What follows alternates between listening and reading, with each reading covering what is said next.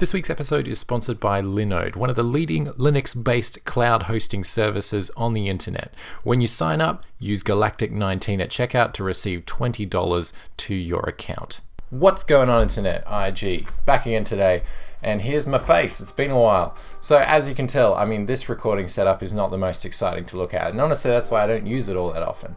But I figured it's the rundown to the end of the year. It's almost holiday season. And so today what we're going to do is we're going to wrap up some of my top distros of 2018. Now, before you start jumping in the comments and telling me that I've got my list all wrong, bear in mind this is my top list. Your top list for 2018 is going to look remarkably different. And that's because personal preference is the biggest boon of the Linux world. So, hopefully my thoughts for this video is that by sharing this list of my top 5 distros of 2018, maybe there'll be some ones in here that you may not have considered, maybe there will be ones that you want to reconsider based on past experience, but absolutely, now feel free, go ahead down in the comments and let me know what are your top 5 distributions of 2018. What did you spend the most time using? What did you love the most? So, with all that said and done, let's jump into the list. So at number 5, actually, you know what? Let's do some honorable mentions first before I get into number 5, because honestly there are so many great Linux distributions out there now. We're at a very special time in history for the Linux world where there's a lot of great options to choose from. So let's get into this. My first honorable mention goes to Kde Neon. I really wanted to dig into a KDE distribution this year, and Kde Neon is honestly one of the best options for this. It gives you a blank, vanilla, clean slate KDE experience on top of a widely compatible and relatively stable Ubuntu base. What's not to love? You get almost the cutting edge of the KDE world, and if you're interested in trying out KDE, then Kde Neon is the one to do. Honestly, this one has evolved and developed and stabilized a lot, and now that it's on a slightly more up-to-date base with the 18.04 release from Ubuntu, it's honorable mention in my books. Also, another honorable mention goes to Linux Mint 19. Honestly, maybe some of you are disappointed that this isn't on my top 5 list, but again, this is reflective of me and my use. So I really appreciate what Linux Mint do. They deserve all of the props in the world, but for me personally, I haven't used it enough this year for it to hit that top 5 list this year. Maybe that'll change, because honestly Linux Mint has a lot going for it, and I've spent quite a bit of time talking about it on this channel over the last few months. So let's get into the top 5. Number 5, Deepin Linux. Yep, I know what you're thinking. Privacy, spyware, and all of that kind of stuff. And absolutely, go ahead, leave all those comments down below. But the jury's still out, honestly, with all of that stuff. And it doesn't bother me too much, considering how much Google and Facebook and Microsoft already know about me. So what I want to highlight is that Deepin was a real surprise for me this year. I used it for quite a while. I probably used it for about 2 months, and one of those months was Deepin itself, and then the other one of those months was Manjaro with the Deepin desktop on top. And honestly, the spit and polish of this distribution is very, almost second to none in the Linux world. The amount of time and attention has gone into creating this custom distribution and this custom desktop environment is really impressive to me. And while it could do with a bit of theming here and there, honestly, the core of what the Deepin desktop provides is very coherent. It's very pretty, and it runs butter smooth on whatever hardware I've thrown at it, and that's why it deserves the number 5 place on my list this year. Deepin Linux. Definitely go and check it out if you want. Coming in at number 4, we have Pop! OS. Now, the thing is with Pop! OS is that it's very easy to lump it in that category of yet another Ubuntu-based distribution that just slaps a theme on there and calls it a day. But honestly, Pop! OS was probably almost single-handedly responsible for changing my view, changing my perspective on the whole GNOME Shell experience. GNOME Shell and I never really got along, to be honest, and I'm sure a lot of you are in that same boat. But Pop! OS customized things, and the way that GNOME Shell works, the way that it looks, the way that it performs on high pixel density displays, the way that it works with, I mean, I know I'm talking about distributions here, so, you know, hybrid graphics, software stores, all of that kind of stuff, brought it all together in a very coherent package, and gave me an experience that, at least from a keyboard-driven interface, which I'm a huge fan of, actually made sense. Their keyboard shortcuts were fantastic. Their attention to detail with their theming and their font choices in particular are really good. And so I ended up using Pop! OS for, yeah, a good couple of months there. My criticism against it, and I guess why I switched away from it, is just because it got so stodgy at the end of the day that after multiple weeks of using it, it really seemed to be just the CPU fan was going all the time. And so I'd be interested to try out the newer release 18.10. But honestly, if you want to kind of open your mind a little bit to how GNOME Shell works and you want to get used to that workflow, then Pop! OS is my recommendation for you, because it is a fantastic implementation of GNOME Shell.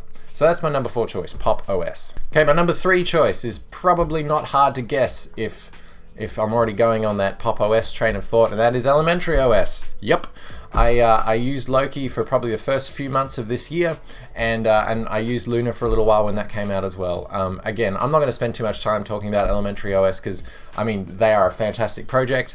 They've got a lot of love around the internet, but at the same time, they're a very focused distribution with a very set goal of where they want to be and where they want to go. And so if that works for you, great. If you can tweak it to what you want it to do, awesome. And if it doesn't work for you, well, there's plenty of other options out there. So I think what they're doing for developers especially, and encouraging that development ecosystem, I think that is where the money is, literally, for Elementary OS, that to be able to encourage development and monetize development in that way, I think is fantastic. And so it earns a number 3 spot on my list. All right, number 2. We're closing in here. These are the distributions that have either impressed me the most or the ones that I have used the most in recent times. And honestly, this one is a bit of a recent development. And if you've been watching my channel for the last few weeks or the last few months, this distribution has been getting a bit of shine. And it's not one that I had spent any time with whatsoever before this year. In fact, I'd almost completely ignored it, apart from doing distro reviews on it every now and again. And that, ladies and gentlemen, is Fedora 29, or Fedora in general. Let's leave it at that. Honestly, this distribution surprised the heck out of me this year. Fedora has always been a relatively boring release, in my opinion. It kind of just gives you the latest and greatest in the underlying tech behind Linux, but never gave you anything exciting on the desktop. Because it's just vanilla. It just ships what the distribution, what upstream projects hand it. And I guess in the past I never really understood the value in that. But this year in particular, and especially the last 2 months, Fedora 29 has been my go-to distribution, and people love asking me in the comments all the time, you know, what distribution are you using on the daily, and which one is installed on your machine right now. And I try to avoid all of those just so I can make, you know, a video every now and again to explain why, rather than repeating myself over and over. But Fedora 29 is one of those distributions where, especially for me this time around, it gave me the latest, greatest stuff in the open source world. Hardware support especially, and I'll come back to this. And it was optimized so well in consideration to battery life and scaling on high pixel density displays, and just overall the smoothness of the GNOME desktop, and, you know, a few other bits and pieces, compatibility, Flatpak integration, all of this stuff all tied together in a way that really impressed me this year. That's why it's the number 2 on my list. That's why literally right now it's running this distribution back here. Gee, I hope it's still recording, because that'd be awkward. But right here, that is the Fedora 29 release that's running the show right now. and I can put my hand on heart and say I've not had a single crash, I've not had a single bug. It has been buttery smooth and given me absolutely no hassles whatsoever. And for a release-based distribution, that is amazing in my opinion. So that's my number 2 pick. Coming in, number 1, the best, my top Linux distribution of this whole entire year, the one that has spent the most time running this show, the one that spent the most time on my hardware, the one that I have the most praise for and the most love for in my heart this year, you probably know where I'm going with this, is Solus.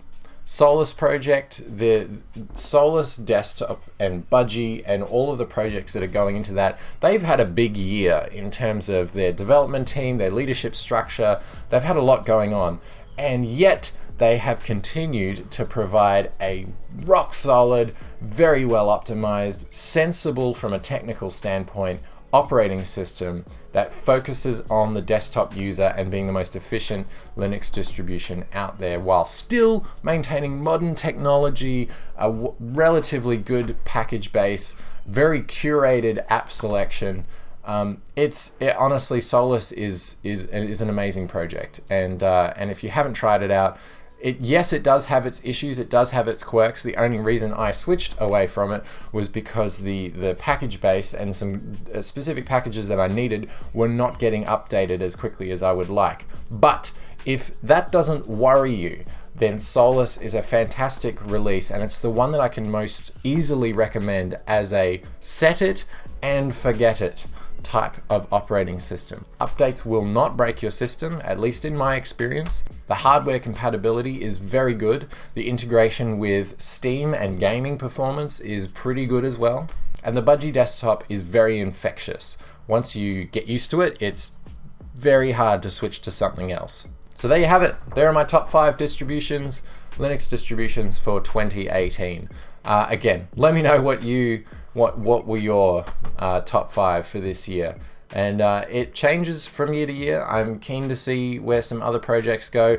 I know it's kind of weird that I did not mention the mainline Ubuntu releases at all, but I guess if I was to add another honorable mention, my favorite out of all the official Ubuntu flavors, Ubuntu Mate. You guys, those guys know where it's at. Ubuntu Mate is the man. Before we get out of here, let's hear a word from today's sponsor. This week's sponsor is Linode. Linode offers Linux-based cloud hosting services to developers and Linux enthusiasts. If you're looking for a scalable web hosting solution that is baked using the same tech and operating system that you prefer and are passionate about, you really should check out Linode. With lots of SSD storage and 40 gigabit throughput and data centers in North America, Asia Pacific, and Europe, Linode is ready for whatever size self-hosting project you have in mind. Getting started is as simple as choosing your plan from as little as $5 a month for itty-bitty projects all the way up to full-on web empires. Then choose your Linux distro or upload your own custom image, then pick your location and you're online. They've got an amazing new and improved cloud manager that makes spinning up a server really super fast and easy, and they have 9 data centers worldwide with 2 more set to open in India and Canada next year. Also, the API was recently revamped to enhance integration between your projects and Linode. So check out the link in the description and you guys get $20 added to your account when you sign up with the special promo code Galactic19. And special thanks once again to Linode for sponsoring this week's episode. Well, coming up in next week's video, we're going to be having a look at some of my best apps for this year, the apps that I've spent the most time with, and maybe the new picks that I've found. And we're also going to try and check out the best games before the year closes out. So look forward to that. Hit the like button if it helped you out, and subscribe if you want to see this stuff on a regular basis. No, subscribe button's down there. I should know that. Peace out, ladies and gentlemen. I'll see you all in the next one.